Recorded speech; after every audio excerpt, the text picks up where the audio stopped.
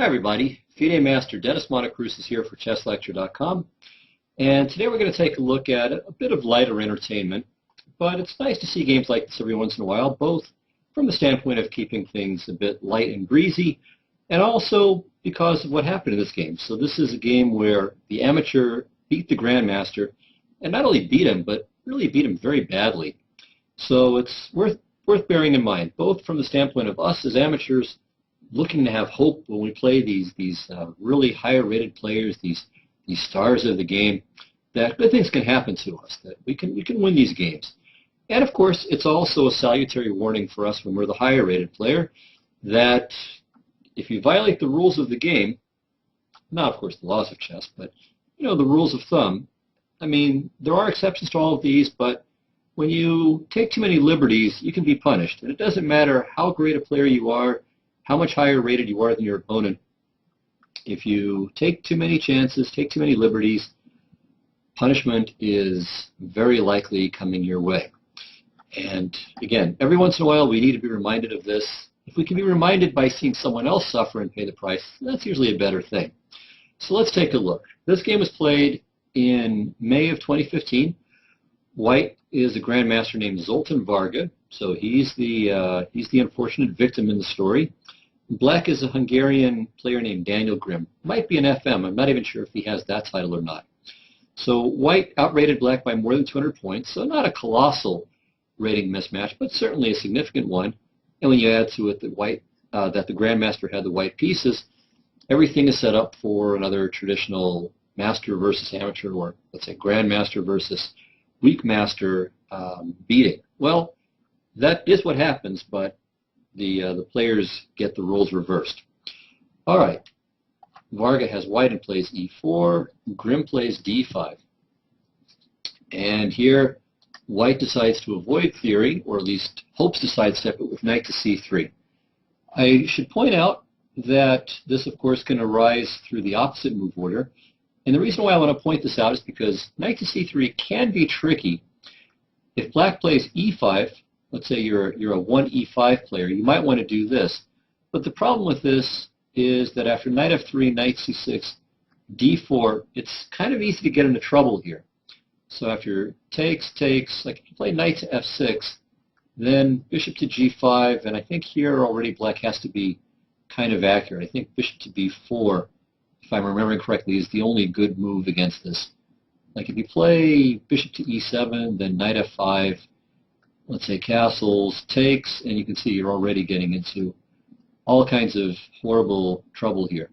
So things like this make this at least a little bit tricky.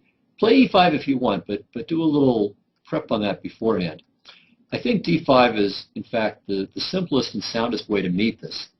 And White could either play d4 going into a Veresov, which is playable, but certainly nothing Black should worry about, or e4, which transposes into an inferior line of the Scandinavian.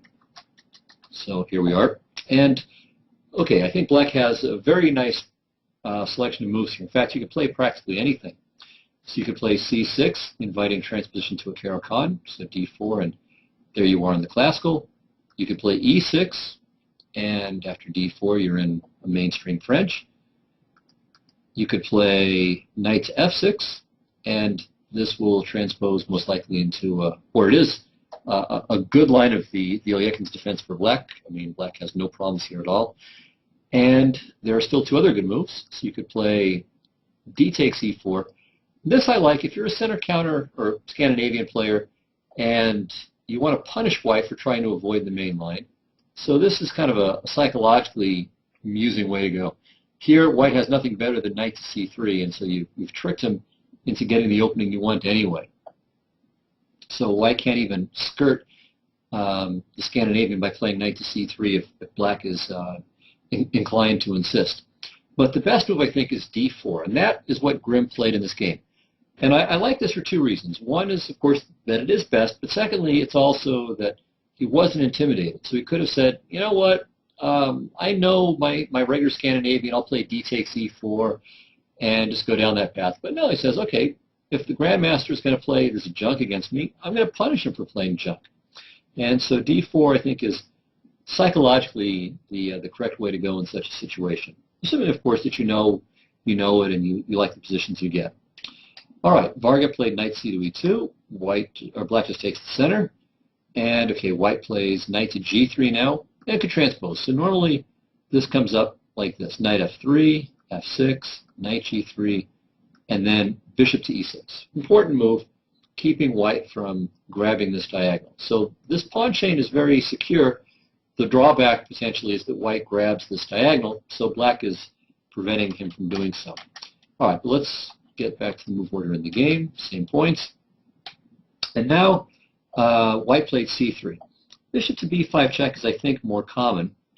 The idea is to swing the bishop around to here to exchange off this bishop, which will otherwise be a bad bishop. I mean, if white plays d3 here, then clearly this guy has no future. So bishop to b5, c6, bishop a4, and he's going to trade that and hope that maybe he can use the f5 square someday. I mean, it's not really likely to happen. Anyway, from here, black has numerous good options. h5 is one, putting pressure on this already rather unhappy knight on g3. Another simple good move is knight to d7, threatening knight c5. And after bishop b3, to go take, take, and d3. And after, let's say, c3, then play h5. And black stands better here, thanks in large part to this rather bad bishop on c1.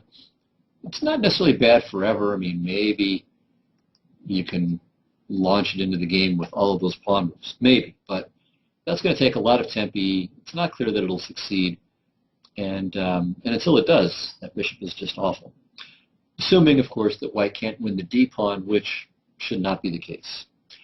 All right, so that is what can happen in case of bishop to b5 check, which I think is generally considered the main approach. In the game, Varga played c3, and black, of course, plays d3, locking in both bishops. And again, you know, he's just playing very straightforwardly. He's not afraid. He's not saying, you know what, I'm kind of nervous. I mean, this guy's a grandmaster. If I play d3, maybe I'm going too far. Nope. He just realizes this is a good move, and I'm going to do it. And he punishes white consistently in the game. All right, so here white played b3. If instead knight to h4, then it's a possible continuation like this. So c5, check, knight c6, and queen to b5. And this is kind of interesting. So white is aiming to recoup this pawn, or not to recoup it, but to eliminate